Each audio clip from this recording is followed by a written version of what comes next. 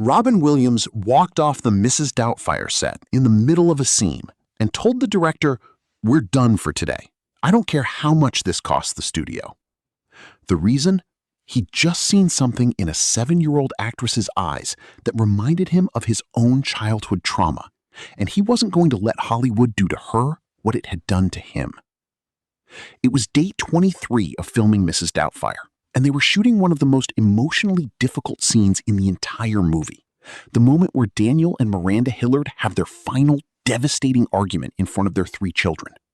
It was the scene that would make audiences around the world cry, the scene that captured the raw pain of divorce through the eyes of confused, heartbroken kids. The set was designed to look like a warm, loving family home, but the atmosphere that day was anything but warm. Director Chris Columbus had been dreading this scene for weeks. He knew it required real emotional depth from the child actors, and he knew that getting authentic performances from kids meant potentially putting them through genuine distress. Lisa Jacob was 14, playing the oldest daughter, Lydia. Matthew Lawrence was 13, playing the son, Chris. And then there was Mara Wilson, just 5 years old, playing the youngest daughter, Natalie. Mara was so small that she had to stand on an apple box during some scenes just to be visible in the frame. Chris Columbus had worked with the children extensively, explaining what divorce meant, why the scene was important, and assuring them that it was all pretend. The adult actors, Robin Williams and Sally Field, had both spent time with the kids, making sure they understood that the yelling wasn't real, that nobody was actually angry. But when the cameras started rolling, something went wrong. The scene required Robin and Sally to have an explosive argument. They were supposed to shout at each other, say hurtful things, and show the complete breakdown of a marriage. The children were supposed to watch from the staircase, looking scared and confused. Robin and Sally were incredible actors. When they started the scene, their performances were so raw, so authentic, that everyone on set felt uncomfortable. The crew members who had kids of their own found themselves looking away. It was too real, too painful to watch. And then Chris Columbus noticed something that made his blood run cold. Mara Wilson, the tiny 5-year-old standing on the staircase between her on-screen siblings, wasn't acting anymore. Her bottom lip was trembling. Her eyes were filling with real tears, and she had a look on her face that no child should ever have. Pure, genuine fear. Mara was staring at Robin Williams, the man who had been making her laugh between takes for 3 weeks straight, the man who did funny voices for her and played peekaboo when she got tired. And now that same man was screaming, his face red with anger, saying terrible things to the woman playing her mother. In Mara's 5-year-old brain, the line between acting and reality had completely disappeared. She wasn't watching Daniel Hillard yell at Miranda Hillard. She was watching Robin Williams destroy a family, and she couldn't understand why. The scene called for the children to look upset, but what Chris Columbus saw in Mara's face wasn't the scripted emotion of a child actor playing sad. It was real trauma happening in real time. Robin Williams saw it at the exact same moment. In the middle of his line, mid-sentence, Robin stopped talking. He broke character completely, held up his hand to Sally Field, and turned to look directly at the staircase where the children stood. His eyes locked on Mara's face. The little girl was crying now, silent tears streaming down her cheeks, her small body rigid with fear. "Cut," Robin said firmly. Not a request, a statement. Chris Columbus, confused, called out "cut" officially, and the set went quiet. Robin Williams walked directly to the staircase, ignoring everyone else in the room. He climbed the first few steps until he was at eye level with Mara Wilson, and he took off the partially completed Mrs. Doubtfire mask he'd been wearing for the scene. "Mara," he said softly, his voice completely different from the angry tone he'd been using seconds before. "Sweetheart, look at me." Mara was shaking. She looked at Robin but didn't say anything. "That wasn't real," Robin said gently. "None of that was real. I was pretending. Do you understand? I was acting, just like when we play make-believe between takes." Mara nodded. but her tears didn't stop. Robin looked over his shoulder at Chris Columbus and said loud enough for everyone to hear, "We're done for today. I don't care how much this costs the studio." Chris started to respond. They were behind schedule. They needed this scene. The studio was already worried about the budget. But Robin cut him off. "Chris, look at her face. We just traumatized a 5-year-old child for a movie. We're done. Today is over." The set went completely silent. In Hollywood, you don't just stop production. Every hour of filming costs tens of thousands of dollars. Actors don't have the authority to shut down a shoot, even actors as big as Robin Williams. But Robin didn't care about any of that. He sat down on the staircase next to Mara and said to Chris Columbus, "Clear the set. Everyone out except essential personnel. And someone get me a phone. I need to call Mara's parents."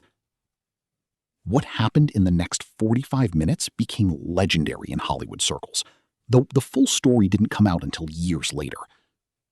Robin Williams, one of the biggest movie stars in the world, sat on that staircase with Mara Wilson and talked to her like she was his own daughter. He explained acting. He explained pretend.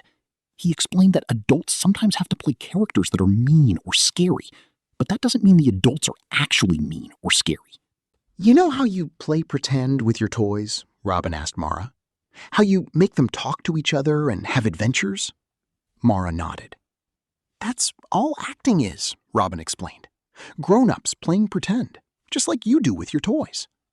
When I was yelling at Sally, at the lady playing your mom, I was just playing pretend. The words weren't real. The anger wasn't real.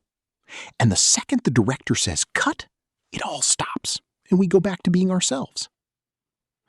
But Robin didn't stop there, because he recognized something in Mara's reaction that went deeper than just confusion about acting. "Mara," Robin said carefully, "have you ever seen grown-ups yell at each other in real life? Not in a movie, but in real life." Mara hesitated, then nodded slowly. And that's when Robin Williams understood exactly what had happened. This wasn't just about a child not understanding the difference between acting and reality.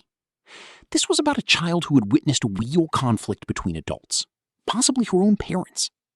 And the scene they just filmed had triggered genuine fear from those real experiences.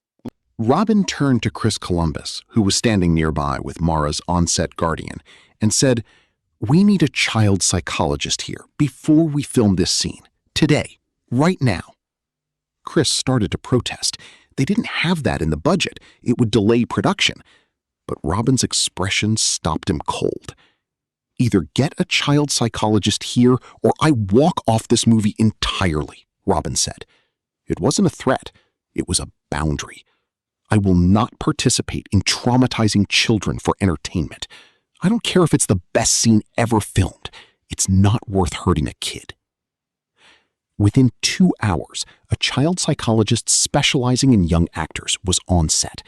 Her name was Dr. Ellen Morrison, and she spent the rest of the afternoon with Mara and then with all 3 child actors, talking them through what filming emotional scenes meant, how to protect themselves psychologically, and how to separate their real feelings from their characters' feelings. But Robin wasn't done. He'd seen something in that moment on the staircase that connected to his own childhood, and he wasn't going to let it go. Robin Williams had grown up as a lonely kid. His parents were often absent, his father working constantly, his mother pursuing her own interests. Robin had learned early to perform, to make people laugh, to hide his own pain behind comedy. He'd spent his childhood feeling like he had to entertain people to be worthy of their attention. And when he'd looked into Mara Wilson's frightened eyes, he'd seen that same desperate need to please, that same fear of disappointing the adults around her. He'd seen a child who was trying so hard to be good, to do what was expected, even when it hurt. That night, Robin called Mara's parents directly. He told them what had happened. He explained his concerns, and he made a request that shocked them. He asked if he could spend some time with Mara off set, building a real relationship with her, so she would feel safe with him when they filmed difficult scenes. For the next 2 weeks, before every shooting day, Robin would arrive an hour early. He'd spend that hour just playing with Mara, not rehearsing, not discussing the script, just playing. They'd do silly voices together. Robin would make up ridiculous characters and Mara would make up characters to respond. They'd play with props from the set. They'd draw pictures together. Robin was teaching Mara that he was safe, that he was her friend first and her co-star second, that no matter what happened when the cameras were rolling, she could trust him. When they built in breaks. After every intense take, Robin would immediately drop character and do something silly, making faces, doing a funny walk, speaking in cartoon voices, anything to make Mara laugh and remind her that it was all pretend. The scene they eventually got was just as emotionally powerful as Chris Columbus had hoped for, but this time Mora's tears came from a place of safety, not trauma. She understood what she was doing. She felt in control, and she knew that the adults around her would protect her. Years later, as an adult, Maura Wilson wrote about this experience. She talked about how Robin Williams had probably saved her from the kind of childhood trauma that destroys so many young actors. She described how his intervention taught her that she had agency, that she could set boundaries, that her emotional safety mattered more than a movie. Robin taught me that I didn't have to suffer for my art, Maura wrote. He taught me that adults who truly care about children will prioritize the child's well-being over their own projects. He showed me what it looks like when someone with power uses that power to protect someone vulnerable. But the impact went beyond just Maura Wilson.